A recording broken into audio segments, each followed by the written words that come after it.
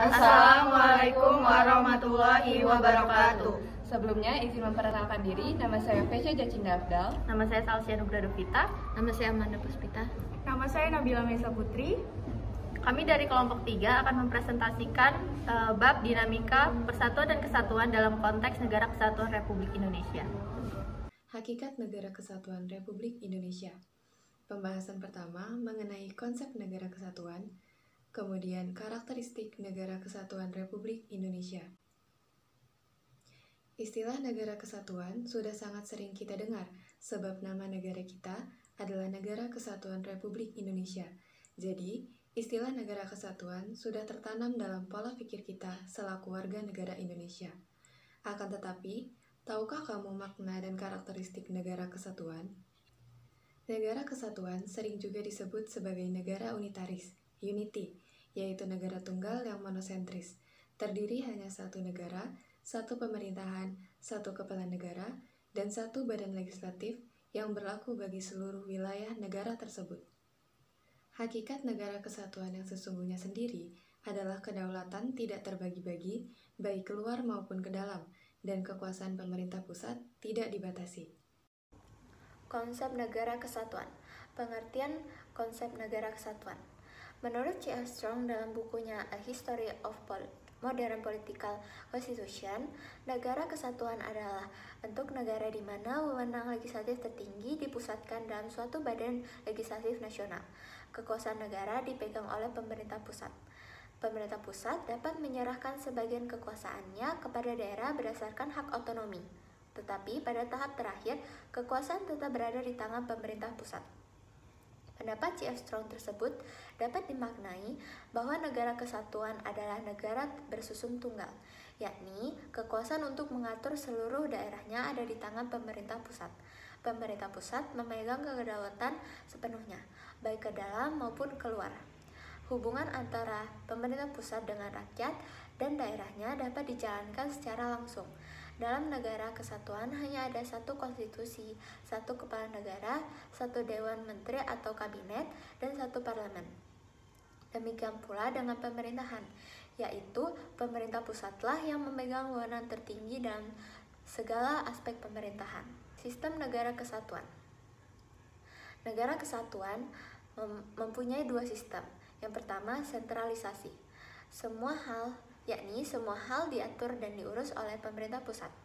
Sedangkan daerah hanya menjalankan perintah-perintah dan peraturan-peraturan dari pemerintah pusat. Daerah tidak berwenang membuat peraturan-peraturan sendiri atau mengurus rumah tangganya sendiri. Kedua, desentralisasi, yakni daerah diberi kekuasaan untuk mengatur rumah tangganya sendiri atau otonomi. Untuk menampung aspirasi rakyat di daerah, terdapat parlemen daerah. Meskipun demikian, pemerintah pusat tetap memegang kekuasaan tertinggi. Pada saat ini, Indonesia merupakan negara kesatuan yang menganut sistem desentralisasi melalui mekanisme otonomi daerah. Dengan sistem ini, pemerintah pusat memberikan sebagian wewenang pemerintahan kepada daerah otonom, yaitu provinsi dan kabupaten kota.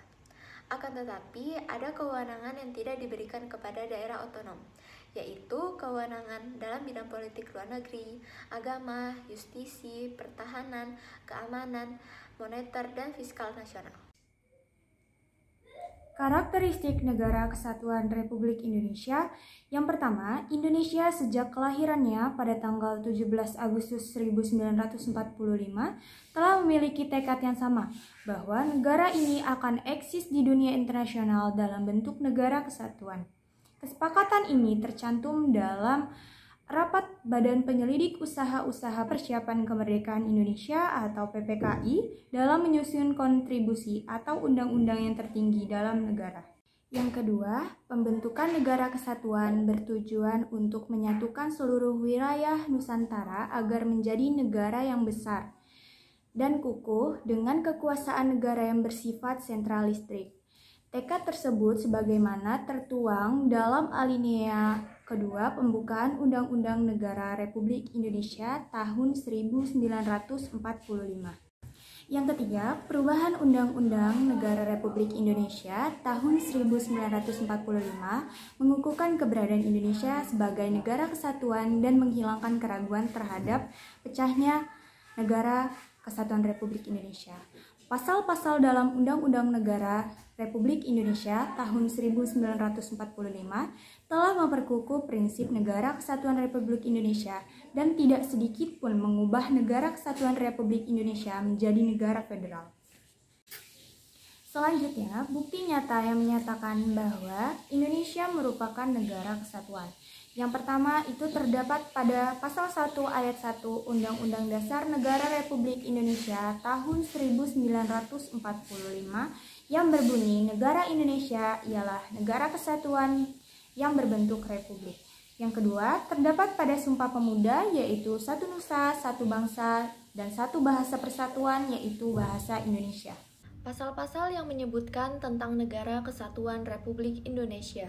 Pertama, Undang-Undang Dasar Negara Republik Indonesia tahun 1945 secara nyata mengandung semangat agar Indonesia ini bersatu, baik yang tercantum dalam pembukaan maupun dalam pasal-pasal yang langsung menyebutkan tentang Negara Kesatuan Republik Indonesia dalam 5 pasal, yaitu pertama, pasal 1 ayat 1, kedua, pasal 18 ayat 1, ketiga, pasal 18B ayat 2, keempat, pasal 25A, dan kelima, pasal 37 ayat 5 Undang-Undang Dasar Negara Republik Indonesia tahun 1945.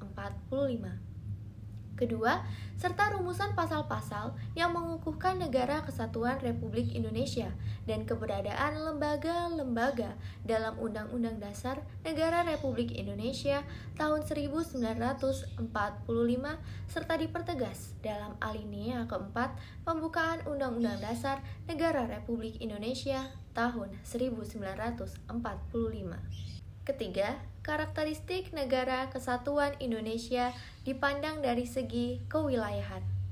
Pasal 25A Undang-Undang Dasar Negara Republik Indonesia tahun 1945 menentukan bahwa Negara Kesatuan Republik Indonesia adalah sebuah negara kepulauan yang berciri Nusantara dengan wilayah yang batas-batas dan hak-haknya ditetapkan oleh undang-undang. Istilah Nusantara dalam ketentuan tersebut dipergunakan untuk menggambarkan kesatuan wilayah perairan dan gugusan pulau-pulau Indonesia yang terletak di antara Samudra Pasifik dan Samudra Indonesia serta di antara benua Asia dan benua Australia. Kesatuan wilayah tersebut juga mencakup 1. Kesatuan politik, 2. Kesatuan hukum, 3. Kesatuan sosial budaya, 4. Kesatuan ekonomi, serta 5. Kesatuan pertahanan dan keamanan. Dengan demikian, meskipun wilayah Indonesia terdiri atas ribuan pulau, tetapi semuanya terikat dalam satu kesatuan negara, yaitu Negara Kesatuan Republik Indonesia. Sekian, terima kasih. Wassalamualaikum warahmatullahi wabarakatuh.